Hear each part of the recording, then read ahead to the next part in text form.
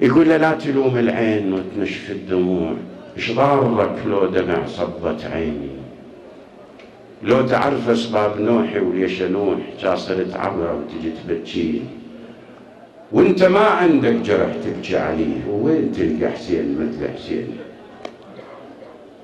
كون مثل حسين عندك دني بي، وين هذا حسينكم دليني، وهي لو ما كربلاء ووقفت حسين انت مدري لي يا شمر تهديني.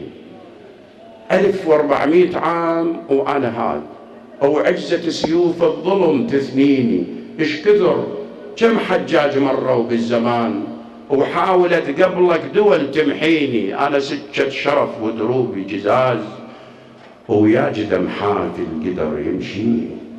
المهم المشكلة وين تلقى حسين مثل حسين؟ النموذج اللي عندي ماكو نموذج مثله بالأمة.